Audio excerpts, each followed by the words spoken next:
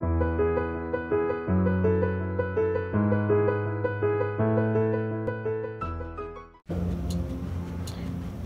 Students, मैं प्रिंसी आपका स्वागत करती हूँ हमारे इस चैनल मान्या एजुकेशन पर। आज मैं आप सभी के लिए लाई हूँ कक्षा 8 सीबीएसई बोर्ड की हिंदी से एक कहानी जिसका नाम है अकबरी लोटा।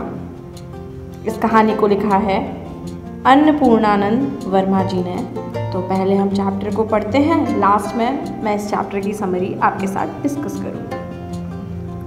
लाला झाऊलाल को खाने पीने की कमी नहीं थी। काशी के ठठेरी बाजार में मकान था। तो इस कहानी के मुख्य किरदार कौन हैं? झाऊलाल जी हैं, जो कहाँ रहते हैं? काशी के ठठेरी बाजार में रहते हैं। नीचे की दुकानों से 100 रुपये मासिक के करीब किराया उतर आता था। अच्छा खाते थे, अच्छा पहनते थे, पर 250 रुपये तो एक साथ आँख सेकने के लिए भी न मिलते। तो यहाँ बताया है कि झाऊलाल जी जो थे उनको खाने पीने की कोई कमी नहीं थी। वो काशी में रहते थे, ठठेरी बाज़ार में उनका मकान था, और जो नीचे दुकानें बनी हुई थी उनके घर से, उनसे लगभग 100 रुपये मासिक के हिसाब से उन्हें किराया मिल जाता था। पर उन्होंने कभी एक साथ 250 रुपये नहीं देखे थे। इसलिए जब उनकी पत्नी ने एक दिन एकाएक 250 रुपये की मांग पेश की, तब उनका जी एक बार जोर से सनसनाया और फिर बैठ गया। तो अब झाऊलाल जी की पत्नी ने क्या किया? डिमांड करी किस चीज़ की? कि उन्हें 250 रुपये चाहिए। तो अब झाऊलाल जी तो बड़ा डर गए इस बात से। उनकी यह दशा देखकर पत्नी ने कहा, डरिए मत, आप देने में असमर्थ हों तो मैं अपने भाई से मांग लूँ। तो पत्नी ने बड़े व्यंग्यात्मक ढंग से ये बात कही कि अगर आप नहीं दे सकते तो मैं मेरे भाई से मांग लूँगी, कोई परेशानी नहीं है। लाला झाऊलाल तिलमिला उठी। अरे भाई, एक पति को ये चीज़ कैसे अच्छी लगेगी उसकी पत्नी अगर ऐसा बोलेगी तो, कि अगर आप पैसे नहीं दे सकते तो भाई से ले लूँगी। उन्होंने रौब के साथ कहा, अजी हटो, 250 रुपये के लिए भाई से भीख मांगोगी? मुझसे ले लेना, लेकिन मुझे इसी ज़िंदगी में चाहिए, अजी इसी सप्ताह में ले लेना। तो उनकी पत्नी ने क्या डिमांड करी कि मुझे इसी ज़िंदगी में चाहिए, है ना। तो झाऊलाल जी ने इस पे बात कह दी कि इस ज़िंदगी में क्या बात कर रही हो, इसी सप्ताह ले लेना। सप्ताह से आपका तात्पर्य 7 दिन से है या 7 वर्ष से? ऐसा उनकी श्रीमती जी ने पूछ लिया। लाला झाऊलाल ने रोब के साथ खड़े होते हुए कहा, आज से 7वें दिन मुझसे 250 रुपये ले लेना। तो बड़े रौब में झाऊलाल जी ने वादा तो कर दिया। अब देखते हैं आगे क्या होता है। लेकिन जब 4 दिन ज्यों त्यों में यूँ ही बीत गए और रुपयों का कोई प्रबंध न हो सका, तब उन्हें चिंता होने लगी। अब उन्होंने जोश जोश में वादा तो कर दिया अपनी पत्नी से, अब देखते हैं, अब उनको चिंता होने लगी, अब क्या किया जाए। 4 दिन तो यूँ ही बीत चुके थे। प्रश्न अपनी प्रतिष्ठा का था, अपने ही घर में अपनी साख का था। देने का पक्का वादा करके अगर अब दे ना सके तो अपने मन में वह क्या सोचेगी। अब सही बात है, श्रीमती जी के मन में झाऊलाल जी के बारे में क्या विचार उत्पन्न होंगे, उनका अंदाज़ा तो लगाया ही जा सकता है। उसकी नज़रों में उसका क्या मूल्य रह जाएगा। अपनी वाहवाही की सैकड़ों गाथाएं सुना चुके थे, अब जो एक काम पड़ा तो चारों खाने चित हो गए। तो मतलब वो अपनी तो बड़ी डींगे हाँकते थे झाऊलाल जी, अब पत्नी के सामने क्या इज्जत रह जाएगी उनकी, ऐसा विचार उनके दिमाग में चल रहा था। यह पहली बार उसने मुंह खोलकर कुछ रुपयों का सवाल किया था। इस समय अगर तुम दबाकर निकल भागते तो फिर उसे क्या मुंह दिखलाएंगे। तो ये सब जो सवाल हैं वो झाऊलाल जी के मन में चल रहे थे, उनके दिमाग में यही सवाल घूम रहे थे। वही शाम आज थी, हफ्ते का अंतिम दिन। कल 250 रुपये या तो गिन लेना है या सारी हेकड़ी से हाथ धोना है। यह सच है कि कल रुपया न आने पर उनकी स्त्री उन्हें डामल फांसी न कर देगी, केवल ज़रा सा हंस देगी। तो ये बात तो तय थी। अब हफ्ते का वो अंतिम दिन आ गया था, अगले दिन उन्हें पैसे देने थे। शाम जो थी आखिरी थी, अगले दिन उन्हें पैसे अपनी पत्नी को, अपनी श्रीमती जी को हर हाल में देने थे। अब यहाँ एक ही बात तय थी, या तो वो पैसे देते या फिर अपनी जो हेकड़ी वो दिखाते थे घर में, उससे हाथ धो बैठना था। लेकिन ये भी तय था कि उनकी पत्नी कोई उन्हें पैसे ना देने पर फांसी पे नहीं चढ़ाती, सिर्फ उनकी थोड़ी सी हंसी उड़ाती। कल्पना मात्र से झाऊलाल में मरोड़ पैदा हो जाती थी। तो एक व्यक्ति के लिए बहुत बड़ी बात होती है कि उसकी स्त्री या उसकी पत्नी जो है उसका मजाक उड़ा दे। अब आगे जो होता है वो पढ़ते हैं आगे की कहानी में। आज शाम को पंडित विलवासी मिश्र को आना था। अब ये विलवासी मिश्र जी कौन है? ये झाऊलाल जी के परम मित्र हैं। यदि ना आए तो, या कहीं रुपए का प्रबंध वे ना कर सके तो। इसी उधेड़ बुन में पड़े लाला झाऊलाल छत पर टहल रहे थे। कुछ प्यास मालूम हुई। उन्होंने नौकर को आवाज़ दी, नौकर नहीं था। खुद उनकी पत्नी पानी लेकर आई। अब झाऊलाल जी बड़े उधेड़ बुन में लगे हुए थे, पानी भी आ गया, लेकिन नौकर नहीं आया पानी लेकर के, उनकी पत्नी आई। वह पानी तो ज़रूर लाई पर गिलास लाना भूल गई। केवल लोटे में पानी लिए वह प्रकट हुई। फिर लोटा भी संयोग से वह जो अपनी बेढंगी सूरत के कारण लाला झाऊलाल को सदा से नापसंद था। तो सभी के घर में एक ना एक लोटा तो ऐसा होता ही है जो पसंद नहीं होता हमें। तो वही लोटे में उनकी जो श्रीमती जी हैं उनके लिए पानी लेकर के आई और साथ में वो ग्लास लाना भूल ही गई। था तो नया, अब लोटे के बारे में यहाँ बताया है, था तो नया, साल 2 साल का ही बना, पर कुछ ऐसी गड़न उस लोटे की थी कि उसका बाप डमरू माँ चिलम हो रही थी। मतलब उस लोटे की जो शक्ल सूरत थी वो बिल्कुल भी अच्छी नहीं थी। लाला ने लोटा ले लिया, बोले कुछ नहीं, अपनी पत्नी का अदब मानते थे, मानना ही था, इसी को सभ्यता कहते हैं। तो बिल्कुल सही बात यहाँ लिखी हुई है। अगर पत्नी ने पानी ला करके उन्हें दिया है यही बहुत बड़ी बात है। अगर उसमें भी वो नखरे करेंगे तो फिर क्या मुंह दिखाएंगे, है ना। जो पति अपनी पत्नी का ना हुआ वह पति कैसा। फिर उन्होंने यह भी सोच लिया कि लोटे में पानी दे तब भी गनीमत है, अभी अगर चूँ कर देता हूँ तो बाल्टी में भोजन मिलेगा, तब क्या करना बाकी रह जाएगा। तो यहाँ पे जो झाऊलाल जी के मन का जो डर है वो हर पति के अंदर होता है। हर पति अपनी पत्नी से इतना तो डरता ही है कि अगर लोटे में पानी लेकर के आई है, अगर इस पर ज़्यादा मैंने कुछ कह दिया तो कहीं जो खाना है मुझे वो बाल्टी में ना मिले। तो इतना डरना तो बनता है हर पति का। लाला अपना गुस्सा पीकर पानी पीने लगे। उस समय वे छत की मुंडेर के पास ही खड़े थे। तो यहाँ अब लाला जी जो झाऊलाल जी थे उनको अपना गुस्सा क्या करना पड़ा, काबू में करना पड़ा। और वहीं छत की मुंडेर के पास वो खड़े थे, पानी पीने लगे। जिन बुजुर्गों ने पानी पीने के संबंध में यह नियम बनाए थे कि खड़े खड़े पानी ना पियो, सोते समय पानी ना पियो, दौड़ने के बाद पानी ना पियो, उन्हें पता नहीं कभी यह भी नियम बनाया या नहीं कि छत की मुंडेर के पास खड़े होकर पानी न पियो। तो यहाँ ऐसा बोला गया है कि उन्हें बड़े बुजुर्गों को ये भी नियम बनाना चाहिए था कि मुंडेर के पास कभी पानी नहीं पीना चाहिए। जान पड़ता है कि इस महत्वपूर्ण विषय पर उन लोगों ने कुछ नहीं कहा है। लाला झाऊलाल मुश्किल से 2-1 घूंट पी पाए होंगे कि न जाने कैसे उनका हाथ हिल उठा और लोटा छूट गया। लोटे ने दाएं देखा न बाएं, वह नीचे गली की ओर चल बढ़ा। अपने वेग में उल्का को लजाता हुआ वह आंखों से ओझल हो गया। तो अब यहाँ हुआ क्या, वो मुंडेर के किनारे खड़े होकर पानी तो पी रहे थे, उनके हाथ का जो बैलेंस है वो थोड़ा सा बिगड़ा और लोटा कहाँ सीधे उल्का जो पिंड रहता है उसकी स्पीड में, मतलब बल्कि उसको मात देता हुआ वो कहाँ चला गया, नीचे गिर गया। किसी ज़माने में न्यूटन नाम के किसी खुराफाती ने पृथ्वी की आकर्षण शक्ति नाम की एक चीज़ ईजाद की थी, यानी कि ग्रेविटेशन का जिक्र यहाँ पर किया हुआ है कि न्यूटन ने ग्रेविटी के बारे में बताया था। उन्होंने कहना ना होगा कि यह सारी शक्ति इस समय लोटे के पक्ष में थी। तो सारा का सारा ग्रेविटेशनल फोर्स जो था वो कहाँ लग रहा था, लोटे के ऊपर लग रहा था। लाला को काटो तो बदन में खून नहीं, ऐसी चलती हुई गली में ऊंचे तिमंजले से भरे हुए लोटे का गिरना हंसी खेल नहीं। तो ये तो बहुत बड़ी बात हो गई थी। अब लाला जी तो काफ़ी डर चुके थे इस बात से। यह लोटा न जाने किस अनाधिकारी के झोंपड़े पर काशी बस का संदेश लेकर पहुंचेगा। तो पता नहीं किसके सिर पर गिरने वाला है ये जो लोटा है, ऐसा लाला जी के मन में चल रहा था। कुछ हुआ भी ऐसा ही। गली में जोर का हल्ला उठा। लाला झाऊलाल जब तक दौड़कर नीचे उतरे तब तक एक भारी भीड़ उनके आंगन में घुस आई। अब कहानी बहुत इंटरेस्टिंग होने वाली है यहाँ से। लाला झाऊलाल ने देखा कि इस भीड़ में प्रधान पात्र एक अंग्रेज है जो नख शिक से भीगा हुआ है। नख शिक मतलब नख से लेके शिक तक, मतलब पैर के जो नाखून से लेके ऊपर सर तक, मतलब पूरा का पूरा भीग चुका है। और वही इस जो पूरी भीड़ है उसका मुख्य पात्र है। उसी के चारों तरफ जो है भीड़ लगी हुई है और जो अपने एक पैर को हाथ से सहलाता हुआ दूसरे पैर पर नाच रहा है। उसी के पास अपराधी लोटे को भी देखकर लाला झाऊलाल जी ने फौरन 2 और 2 जोड़कर स्थिति को समझ लिया। जानते हैं इस कहानी की जो सबसे ख़ास बात क्या है कि इसमें सारी स्थितियों को बताने के लिए बीच बीच में थोड़े मुहावरे डाले गए हैं, जिससे इस कहानी को पढ़ना बहुत ही आनंददायक हो गया है। तो 2 और 2 जोड़कर स्थिति का पता लगाना मतलब सब कुछ समझ जाना। वो अब झाऊलाल जी सब समझ चुके थे, पूरी जो वातावरण था वहाँ का, जो माहौल था, उसको देख करके सब समझ चुके थे कि हुआ क्या।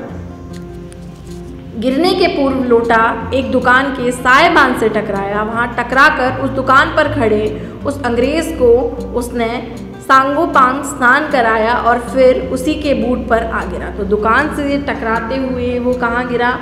उस अंग्रेज़ को नहला दिया उस लोटे ने, पूरा भिगा दिया उस लोटे ने, और उसी अंग्रेज़ के बूट पर आके वो गिर गया। उस अंग्रेज़ को जब मालूम हुआ कि लाला झाऊलाल ही उस लोटे के मालिक हैं, तब उसने केवल एक काम किया, अपने मुंह को खुला छोड़ दिया, अपने मुंह को खोलकर खुला छोड़ दिया। लाला झाऊलाल को आज ही यह मालूम हुआ कि अंग्रेज़ी भाषा में गालियों का ऐसा प्रकांड कोश है। तो मतलब अब यहाँ जो अंग्रेज़ था उसने क्या किया, बस मुंह खुला छोड़ दिया। अब और इस चीज़ से झाऊलाल को क्या पता चला कि जो अंग्रेज़ी जो भाषा है उसमें भी गालियों का जो है भरमार है, बहुत ही गालियाँ हैं, क्योंकि वो अंग्रेज़ मुंह खोल करके क्या दे रहा था झाऊलाल को, गालियाँ ही गालियाँ दे रहा था। इसी समय पंडित बिलवासी मिश्र भीड़ को चीरते हुए आंगन में आते दिखाई पड़े। अब वो अंदर आ गए।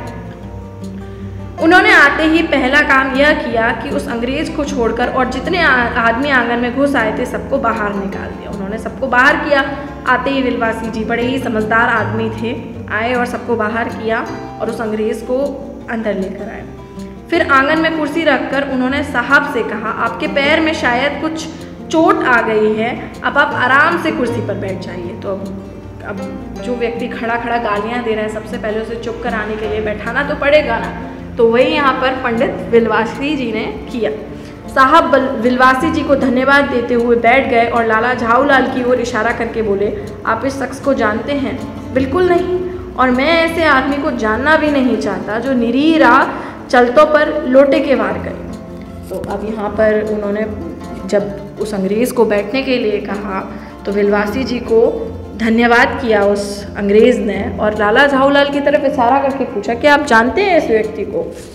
तो यहाँ पर बिलवासी जी ने साफ इनकार कर दिया कि मैं ऐसे आदमी को बिल्कुल नहीं जानता जो राह चलते व्यक्तियों पर, मासूमों पर लोटे से वार करता है, लोटे से हमला करता है।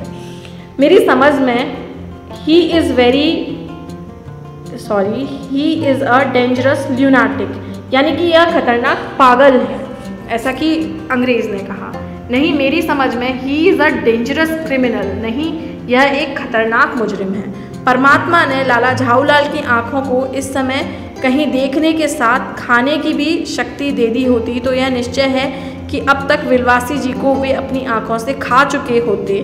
वे कुछ समझ नहीं पाते थे कि बिलवासी जी को इस समय हो क्या गया है। तो अब यहाँ पर जो बिलवासी जी थे वो झाऊलाल जी के परम मित्र होकर अंग्रेज़ के सामने ऐसी बात कर रहे थे, तो बड़ा गुस्सा आ रहा था झाऊलाल जी को। अगर उन्हें कुछ खाने की शक्ति होती ना कि वो खा सकते किसी इंसान को, तो वो इस समय बिलवासी जी को अपनी आँखों के माध्यम से क्या करते, खा चुके होते। साहब ने बिलवासी जी से पूछा, तो क्या करना चाहिए?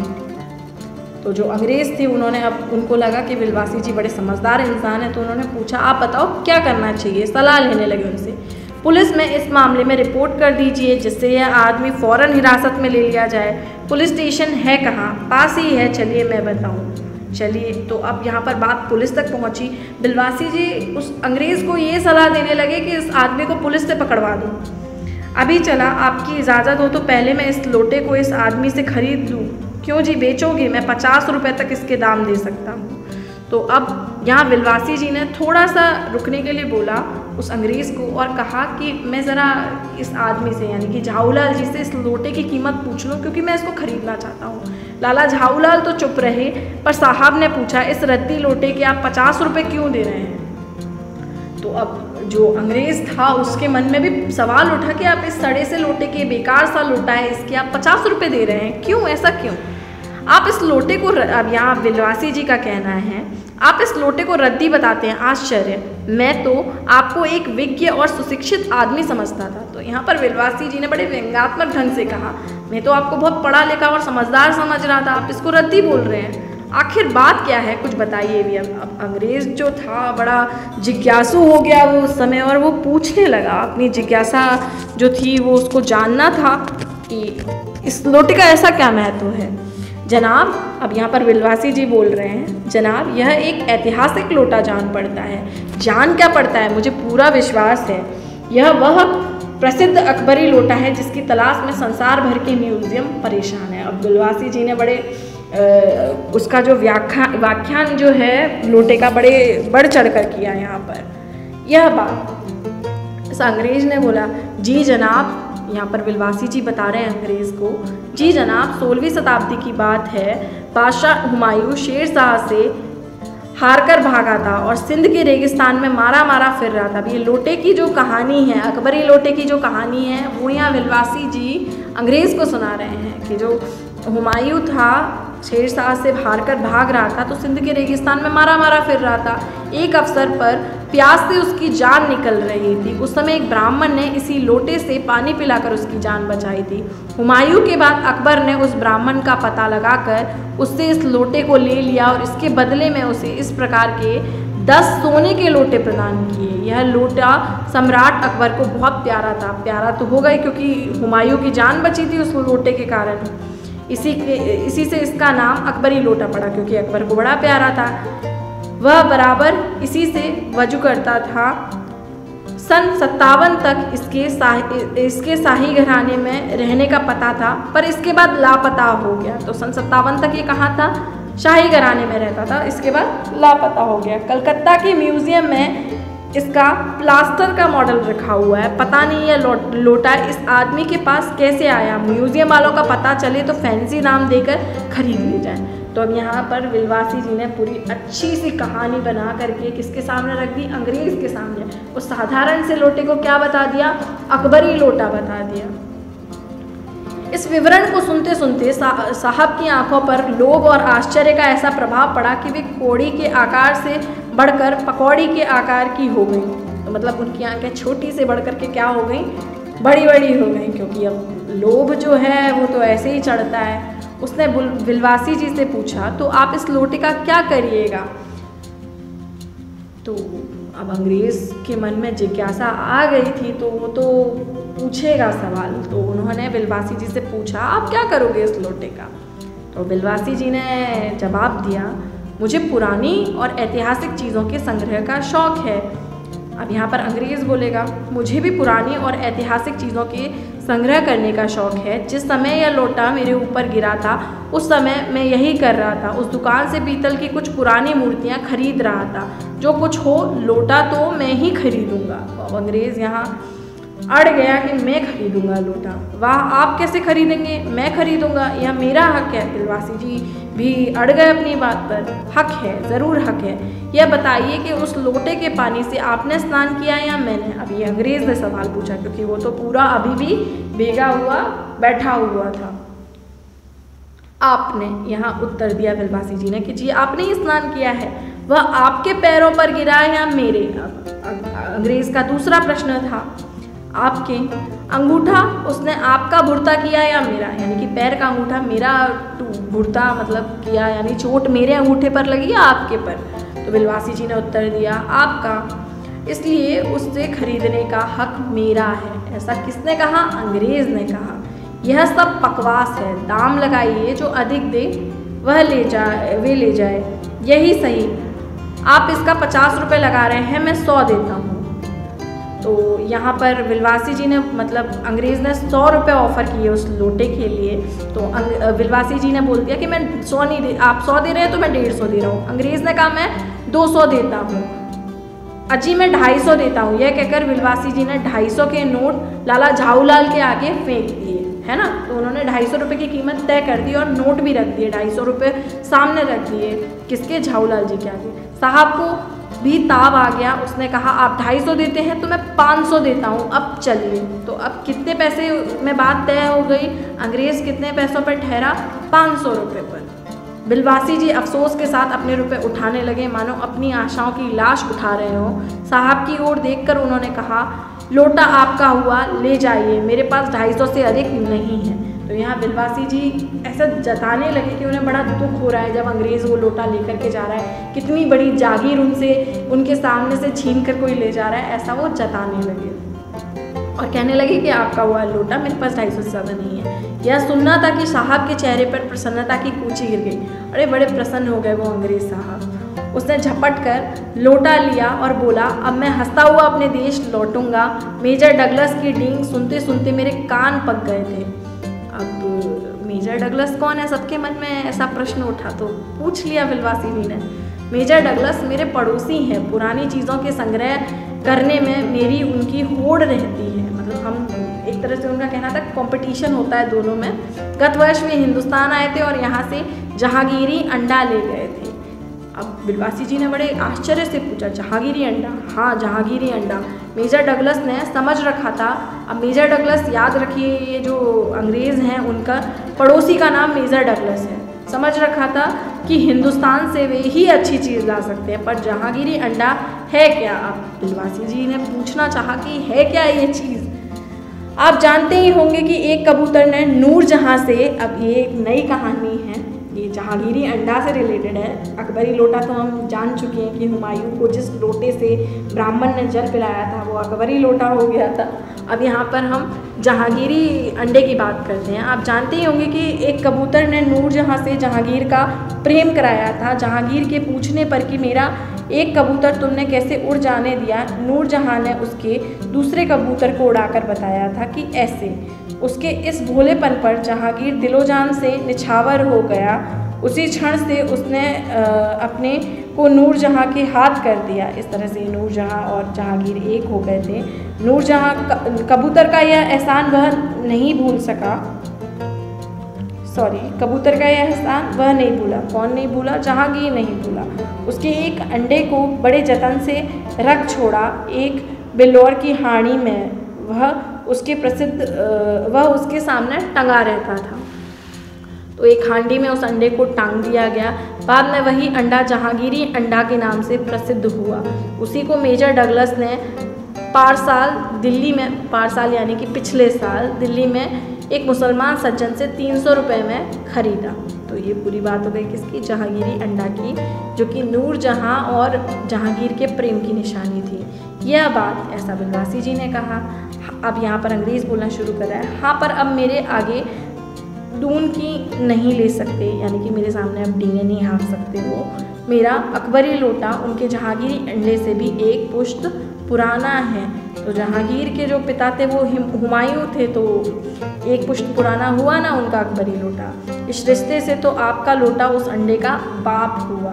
साहब ने लाला झाऊलाल को 500 रुपये देकर अपनी राह ली। लाला झाऊलाल का चेहरा इस समय देखते बनता था। जान पड़ता था कि मुंह पर 6 दिन की बड़ी हुई दाढ़ी का एक एक बाल तुम्हारे प्रसन्नता के लहरा रहा है, क्योंकि श्रीमती जी ने 250 रुपये मांगे थे और यहाँ पर कितने पैसे मिल गए उनको?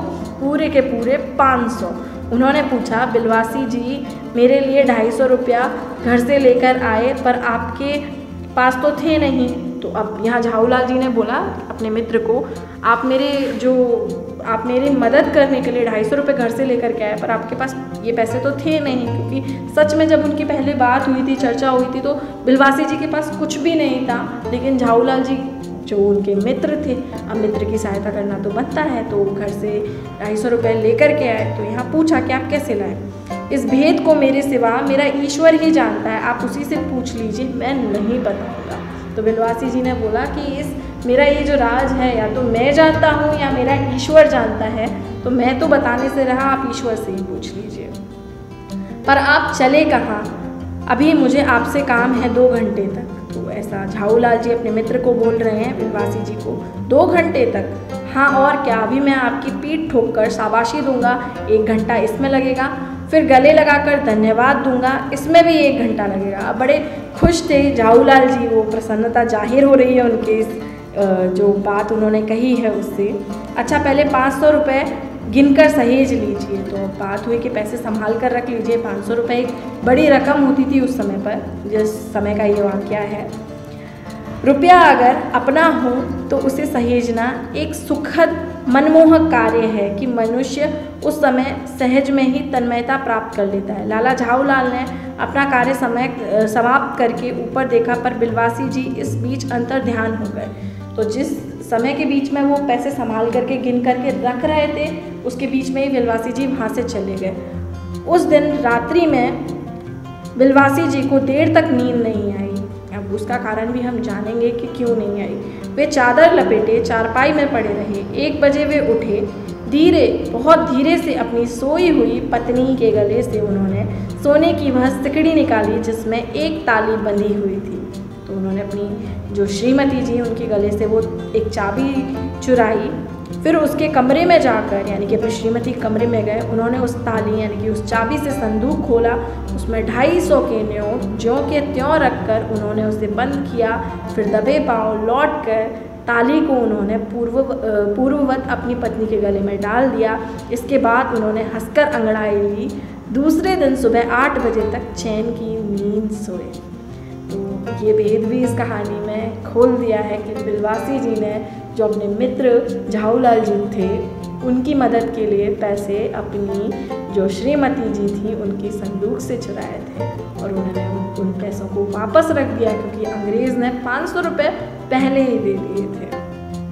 तो ये थी पूरी कहानी अकबरी लोटा। इसकी समरी हम एक बार देख लेते हैं। तो ये जो कहानी है, ये जो पाठ है, वो बहुत ही ज़्यादा मनोरंजन और हास्य से भरपूर है। यह बुद्धिमान भारतीयों और मूर्ख अंग्रेज़ अफसर के ताने बाने से निकली एक कहानी है। यह कहानी 2 दोस्तों की सच्ची मित्रता की कहानी है। जैसे हमने यहाँ देखा कि झाऊलाल जी की मदद करने के लिए बिलवासी जी किस प्रकार कहानी बनाते हैं और उस अंग्रेज़ को अच्छा मूर्ख बनाते हैं। तो यहाँ जो दोनों मित्र हैं उनके नाम क्या क्या हैं? झाऊलाल और पंडित बिलवासी मिश्र, लाला झाऊलाल और पंडित बिलवासी मिश्र। तो यहाँ झाऊलाल जो हैं वो परेशानी में फंसे हुए हैं और बिलवासी जी हर संभव प्रयास करते हैं अपने मित्र की सहायता का। और जैसा कि इस कहानी के अंत में बताया है कि वो अपनी जब पैसों का पहले कोई इंतज़ाम नहीं हुआ था तो वो अपनी पत्नी के संदूक से 250 रुपये चुराते भी हैं अपने मित्र की सहायता के लिए। तो इसी को कहते हैं सच्ची मित्रता। तो इस प्रकार ये बहुत ही दिलचस्प और हास्यप्रद कहानी है और छोटे छोटे मुहावरों का उपयोग भी इस कहानी में किया गया है। और इस कहानी को लिखा है अन्नपूर्णानंद वर्मा जी ने। अगर आपको भी ये कहानी पसंद आई हो तो वीडियो को लाइक कीजिए, चैनल को सब्सक्राइब कीजिए। साथ ही अगर आपको इस चैप्टर के क्वेश्चन आंसर्स चाहिए तो हमें कमेंट सेक्शन में ज़रूर बताएं। Thank you.